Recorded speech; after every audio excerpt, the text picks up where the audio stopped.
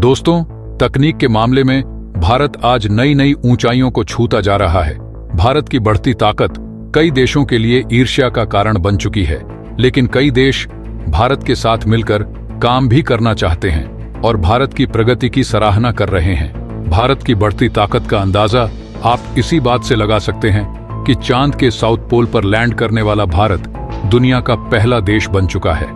भारत दुनिया का पहला देश है जिसके पास रियूजेबल रॉकेट तकनीक मौजूद है। दुनिया का सबसे शक्तिशाली लेजर हथियार दुर्गा 2 बनकर तैयार हो चुका है। DRDO का काली हथियार किसी भी समय कहीं से भी चीन और पाकिस्तान पर कहर बनकर टूट सकता है। आसान भाषा में कहें तो डिफेंस सेक्टर से लेकर स्पेस सेक्टर तक भारत आज ऐसे ऐसे मुकाम हासिल कर चुका है जिनकी कल्पना दुनिया के ताकतवर देश केवल अपने सपनों में ही कर पाए हैं। इसरो अंतरिक्ष में अपनी तकनीक का लोहा मनवा रहा है और दूसरी तरफ भारतीय रेलवे भी भारत का नाम रोशन करने में पीछे नहीं है। हमारा रेलवे हर दिन नई नई तकनीकों और आधुनिक ट्रेनों के जरिए इस सेक्टर में अपना परचम लहरा रहा है। भारत के इस बढ़ते विकास को देखकर चीन, रूस, अमेरिका और जापान जैसे देशों के होश उड़ गए हैं। आज की इस वीडियो में हम रेलवे द्वारा तैयार की गई एक ऐसी तकनीक के बारे में बात करेंगे जिस पर आज केवल गिने चुने देश ही काम कर रहे हैं। रेलवे की यह तकनीक अगर सफल होती है तो भारत को ऊर्जा क्षेत्र में बहुत बड़ा बूस्ट मिलेगा। लेकिन दोस्तों, वीडियो में आगे जाने से पहले भारतीय रेलवे के लिए इस वीडियो को लाइक करके कमेंट बॉक्स में जय हिंद जरूर लिखें। याद रहे, जय हिंद कहना हम सब के लिए गर्व की बात है।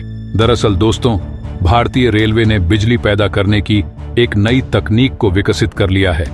इस तकनीक की मदद से हम सभी को अब स्वच्छ बिजली प्राप्त होगी। जैसा कि हम सभी को पता है कि आमतौर पर बिजली को पानी और कोयले से जनरेट किया जाता है, जो काफी महंगा है और हमारे पर्यावरण को भी काफी नुकसान पहुंचाता है। इस प्रोसेस में टरबाइन और अल्टरनेटर की अहम भूमिका होती है। टरबाइन एक मैकेनिकल डिवाइस होता है जो किसी भी लिक्विड सब्सटेंस के फ्लो से ऊर्जा प्रदान करता है। आमतौर पर टरबाइन को एक टर्बो मशीन भी कहा जाता है, जिसमें एक मूविंग पार्ट होता है जिसे रोटर असेंबली कहा जाता है और इसमें ब्लेड लगे होते हैं। वहीं अगर हम अल्टरनेटर की बात करें तो यह बिजली घर में लगा जनरेटर है जिसका काम मैकेनिकल एनर्जी को इलेक्ट्रिक एनर्जी में बदलना होता है। जनरेटर के अंदर के हिस्से को ही अल्टरनेटर कहा जाता है। इसमें 2 शक्तिशाली चुंबक लगे होते हैं और चुंबक के बीच में एक लूप होता है जिसमें तांबे का तार लपेटा हुआ होता है। बिजली का उत्पादन अल्टरनेटर के अंदर ही होता है। लेकिन दोस्तों, रेलवे ने जिस तकनीक को विकसित किया है वह इससे भी कहीं आगे है। इस तकनीक से हमें स्वच्छ और सस्ती बिजली मिलेगी। दरअसल दोस्तों, भारतीय रेलवे भी तुर्की के नक्शे कदम पर चल रहा है, लेकिन भारतीय रेलवे इस तकनीक के मामले में अब तुर्की से भी आगे निकल चुका है। आपको बता दूं कि तुर्की में road side mini wind turbine को इंस्टॉल किया जाता है। जब गाड़ियां सड़क से गुजरती हैं तो उनकी स्पीड से बनने वाली हवा से ही मिनी विंड टरबाइन घूमती है और बिजली पैदा करती है। लेकिन भारत में यह तकनीक सड़कों पर नहीं बल्कि रेल की पटरियों के किनारे लागू की जा रही है। जब ट्रेन पटरियों पर हाई स्पीड से गुजरती है तो हवा के झोंके से ये मिनी विंड टरबाइन चलने लगती है और बिजली जनरेट होने लगती है। आपको बता दूं, यह काम भारत के वेस्टर्न रेलवे ने किया है। इस मिनी विंड टरबाइन को खार और नायगांव के रेलवे स्टेशनों के बगल में इंस्टॉल किया गया है। वेस्टर्न रेलवे द्वारा 5 ब्लेड वाले वर्टिकल मिनी विंड टरबाइन लगाए गए हैं। जब कोई ट्रेन गुजरती है तो ये ब्लेड रोटर की मदद से घूमने लगते हैं। ये मिनी विंड टरबाइन 1 किलोवाट से लेकर 10 किलोवाट तक बिजली पैदा कर सकते हैं। अगर यह सफल होता है तो इंडियन रेलवे इस मिनी विंड टरबाइन को और भी जगहों पर इंस्टॉल करना शुरू कर देगा। रेलवे की यह पहल भारत सरकार के उस सपने को पूरा कर सकती है जिसमें भारत को प्रदूषण मुक्त बनाने का फैसला लिया गया है। इतना ही नहीं, इंडियन रेलवे अपने कई स्टेशनों और उनकी छतों पर सोलर पैनल को इंस्टॉल कर सोलर एनर्जी से भी बिजली का उत्पादन कर रहा है। 2021 से 2022 में वेस्टर्न रेलवे ने सोलर एनर्जी का इस्तेमाल करके 1.5 करोड़ की पावर खपत में कटौती की है। यही नहीं, सोलर एनर्जी का इस्तेमाल करके वेस्टर्न रेलवे हर साल 2711 मीट्रिक टन कार्बन उत्सर्जन कम करने में सफलता हासिल कर चुका है। दोस्तों, भारत सरकार भी विंड मिल का इस्तेमाल कर रही है। विंड मिल एक ऐसी मशीन है जिसकी मदद से हवा के द्वारा बिजली का उत्पादन किया जाता है। विंड मिल हवा की स्पीड का इस्तेमाल करते हुए बिजली को प्रोड्यूस करती है। विंड मिल के ऊपरी हिस्से में एक बड़ा सा बॉक्स बनाया जाता है और उसी बॉक्स में बिजली को प्रोड्यूस करने के सभी मैकेनिकल पार्ट्स लगाए जाते हैं। इसमें ब्लेड, जनरेटर और गियर बॉक्स लगे होते हैं।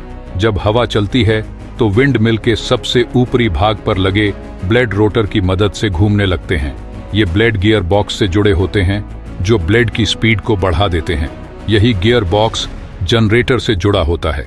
ब्लेड की स्पीड बढ़ने से जनरेटर में लगा रोटर भी घूमने लगता है और इस तरह आसानी से बिजली पैदा होती है।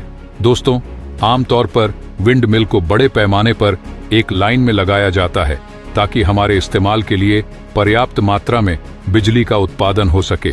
विंड मिल को ही बिजली जनरेट करने का भविष्य माना जा रहा है। भारत ने दुनिया को यह दिखा दिया है कि हमारी तकनीक और हमारे वैज्ञानिकों का दिमाग किसी भी देश के वैज्ञानिकों से कम नहीं है। पाकिस्तान और बांग्लादेश के वैज्ञानिकों के लिए भारत की बराबरी करना आसान नहीं है। पाकिस्तान तो अपने वैज्ञानिकों को दिन रात इसी काम में लगाता है कि भारत की तरक्की को कैसे रोका जाए, बजाय इसके कि वह खुद तरक्की करे। खैर, हमें इससे क्या, हमें अपने वैज्ञानिकों पर गर्व है, हमें अपने भारत पर गर्व है और हमें भारतीय होने पर तो गर्व होना ही चाहिए। तो दोस्तों, इस वीडियो में फिलहाल के लिए बस इतना ही। वैसे आपको क्या लगता है, क्या भारत आने वाले 10 से 15 सालों में 100% रिन्यूएबल एनर्जी पर निर्भर हो सकता है? अपनी राय हमें कमेंट के माध्यम से जरूर बताइए। बाकी अगर आपने अभी तक इस वीडियो को लाइक नहीं किया है तो लाइक करके अपने दोस्तों के साथ इस वीडियो को शेयर करें। चैनल को सब्सक्राइब नहीं किया है तो सब्सक्राइब करके बगल में जो बेल आइकॉन का बटन है उस पे ऑल पर क्लिक कर लें। मिलते हैं अगले वीडियो में। जय हिंद, जय भारत।